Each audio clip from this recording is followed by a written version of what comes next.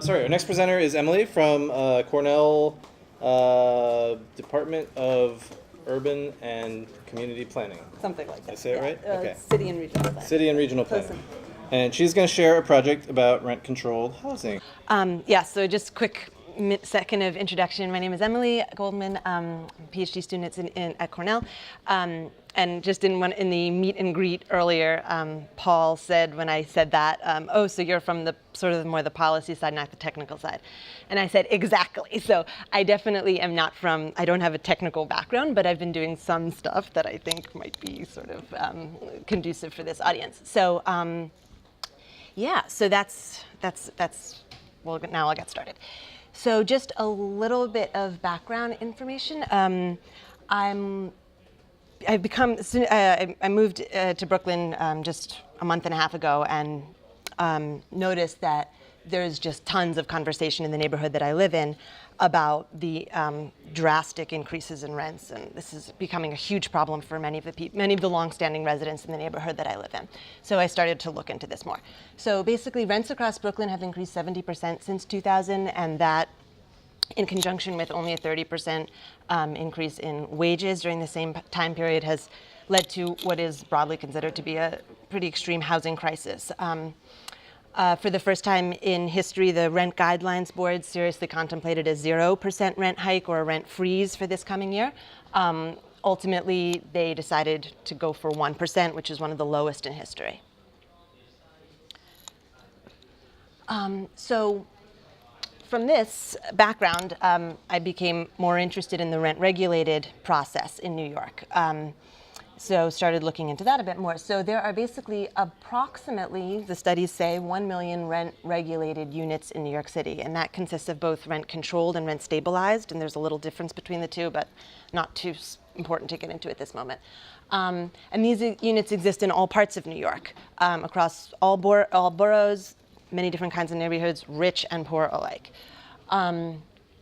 So one of the problems with the housing situation is that these units are being continuously deregulated. At the same time, administrations like Bloomberg, and certainly the new one, is working to increase the affordable housing stock as well, but what's ultimately happening is there's become a shortage is continuing to grow. That being said, rent regulation is still considered to be the main source of a sustainable supply of affordable housing for New York. So all the new units that they're building don't really compare to this stock that we already have. So the Rent Guidelines Board, on their homepage, this is where I do a little bit of technical stuff. On their homepage, they have, this is what you'll see, and they have lists of the rent-stabilized buildings in New York. These lists are in the form of PDFs for each of the 5 boroughs. So being that I'm interested in Brooklyn, I downloaded the PDF for Brooklyn. And this is what it looks like. And it's 284 pages. So I do no coding. I have never done coding before. So I tried to figure out a different way out of this. And ultimately used the program Tabula to convert this PDF into, or the software Tabula, T-A-B-U-L-A, from a PDF to Excel. And then I just took the block and lot information at the end of the table there and concatenated to become a unique identifier, BBL, and then joined that with the Pluto Layer in GIS. So once I did that, I was able to see where the rent-stabilized buildings are. And also, in addition to seeing where they are, I was able to then see lots of other information that the Pluto Layer has appended to that information. So I think most people may know about, given what Chris's introduction, may know a substantial amount about the Pluto Layer. But there was one interesting thing that I noticed that I thought I would point out just here for a second, which is that I noticed an interesting discrepancy in the year of construction. So basically, rent-stabilized buildings are broadly considered to have been constructed between 1947 and 1974. This is just like some sort of floating fact out there that I've seen across many different studies and websites and stuff. But actually, once you join it to the Pluto layer and you look at the dates of construction, which is part of the Pluto layer, you see that almost none of them fall within those dates, and they're all like generally from the early 20th century, like between 1900 and 1950. So I find that to be rather odd, and I don't know like what to think about that. But anyway, that was one kind of curious find. Okay, moving on. So then I also wanted to see how many rent stabilized. I wanted to get those into census tracts, so aggregate them by the census tract level, so I could just do another little thing with it. So basically, the census tract information is in Pluto, and then I was able to take that, these numbers and edit it, with various little Excel formulas to ultimately turn into the GeoID that is, and then I could sort by census tract and then join with the census tract layer. So, that's what it looks like when you see how many are in per census tract.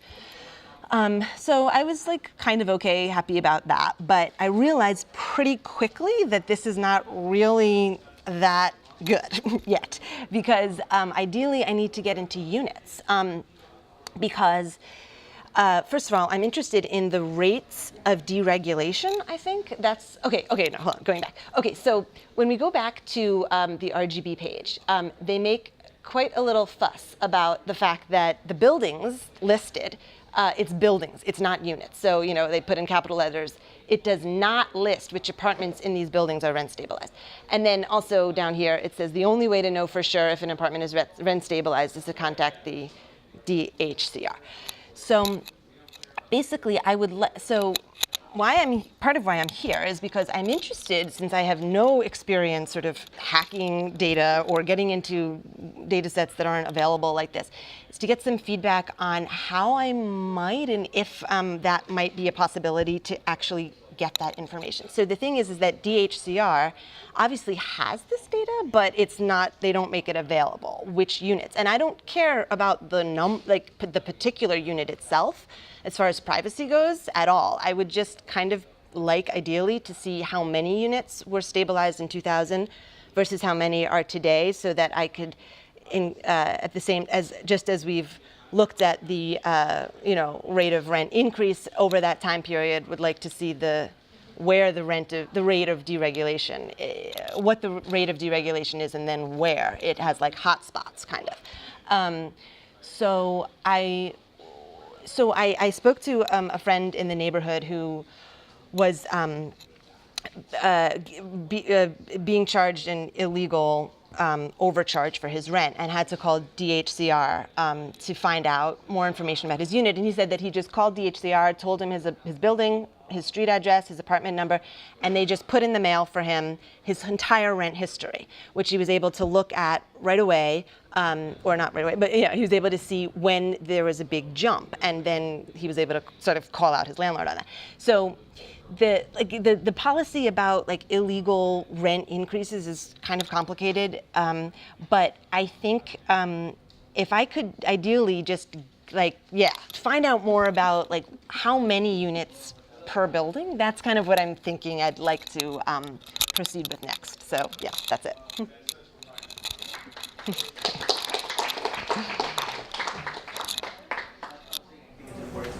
Have you tried FOIA requesting? Have I tried what? Have you tried the FOIA request, Freedom of Information Law? No. Okay. So read my blog post. Okay. But then Google it. Okay. See if there are any options to use FOIA to get that information. Okay. Because it sounds like it's public information. Okay. At least at some level, and they should be able to provide it. Okay.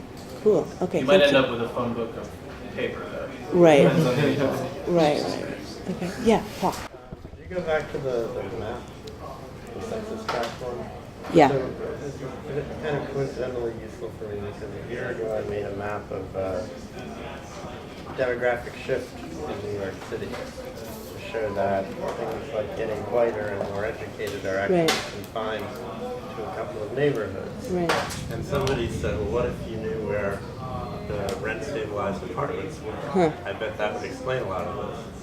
So looking at the map, it does not appear to explain a lot of this. For example, it appears that there are quite a few rent-stabilized apartments in, I think it's Community Board 6, which is the Gowanus Park Slope, Carroll Gardens area, which actually has some of the most gentrification in the city. So it's a little curious why that concentration is. Probably because 40 years ago it was not that kind of neighborhood. But do you have this somewhere? Like all this work you did, is it like, can I have it? Yeah, sure. Yeah. Who wants to volunteer to teach Emily how to set up a GitHub repo? It's GIS. Doesn't matter. You can store files up there. Paul volunteers himself. Okay. Right. Nothing but time.